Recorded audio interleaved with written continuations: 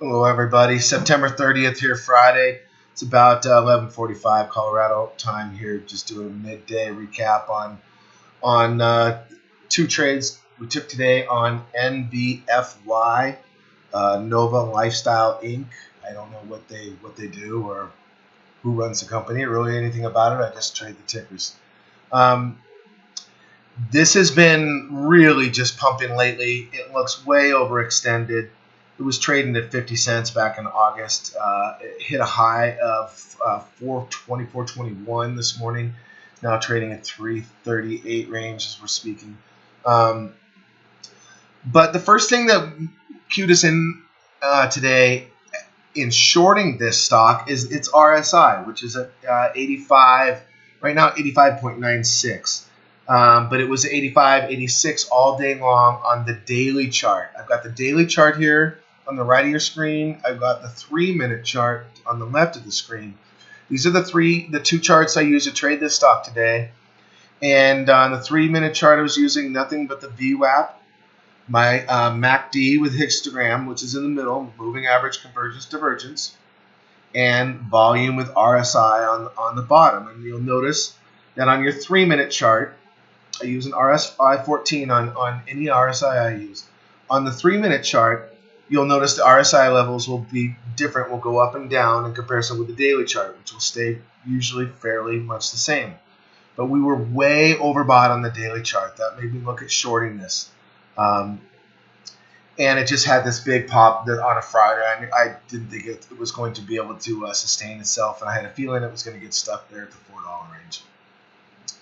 So on the 3-minute chart, starting the day, this came out of the gates, with not large volume, but somewhere around the 250 range, stayed green all day, then started really pumping, came up into its first pullback here in the 320s.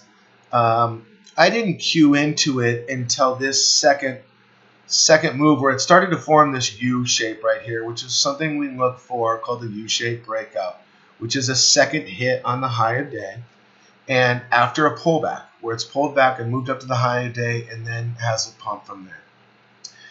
Looked to get in here long, and this did not really work. It was basically a failed U-shaped breakout at the $4 range.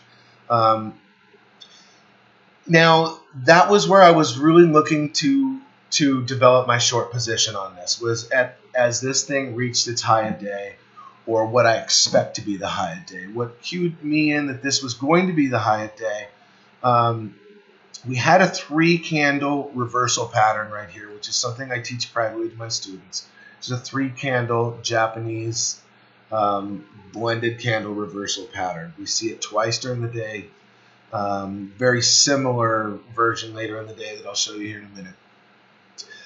That combined with the MACD, it looked like it was about to get a signal line crossed to the downside, and the histogram was coming back to the zero line, showing me the money was moving out of this stock, and it was losing its strength and was about to reverse here at the zero line. The third point of interest I have is the RSI level, which at this point was 86, in the 86s, and basically matching the daily RSI level on the daily chart over here. So now we are overbought on the intraday chart. We have our 3-candle reversal pattern. We have our MACD crossing, and again, we're overbought. We get short here. I'm looking to get short here at 420, 421 right in here, and picked it up about 418 on 2,000 shares. This trade worked out perfectly. The crash happened as expected. This reversal, everything showing the reversal was correct. We came down. At about this point, we're approaching the VWAP, and we're finding some support in the VWAP, and this is where I'm looking to cover. Because what I want to avoid is a bounce off the VWAP here, which is something that often happens, and is another pattern that longs are going to be looking for in here. So we also have, if you look over here into this little box, just below the red volume number, you'll have your RSI. RSI was up at 34 at that point. It was crossing out of oversold. And so what I'm looking for is this to come out of oversold into the 50s. And so I think we even get RSI. We're still at 18 here. But I'm watching these RSI levels in here. I think right in here it had hit 48, and that's what I started looking for. Basically, we were coming out of oversold on our intraday RSI levels. We were finding support here on the VWAP, and there's a chance of a VWAP bounce. So I covered the shares in here. At this point, the VWAP becomes much of my decision making along with the RSIs. So the RSI levels you'll see begin falling down from here into oversold, comes back to the VWAP, hits its head on the VWAP, which is now acting as resistance. Here in the 355 level, comes back down, comes back up to the VWAP, and this is where we see our second 3-candle Japanese blended candle reversal, showing us a change in direction is very likely to occur, and we get short here again on 2,000 shares. Right at this candle, the crack happens immediately here, confirming the reversal that the blended candles give us, and we end up covering down here in the 326, I think it was 326, 328 range on this bounce. Now, you'll see on this bounce, the RSI levels come out of oversold here on your intraday and start heading back up. Here, now up at 66, 62 is where we are currently. So what I'm looking for, if I was going for another short entry today, which I'm not going to, there may be other people, shorts that have held on long that are going to be covering and causing a spike here later in the day, and I want to get on with my day and go do stuff.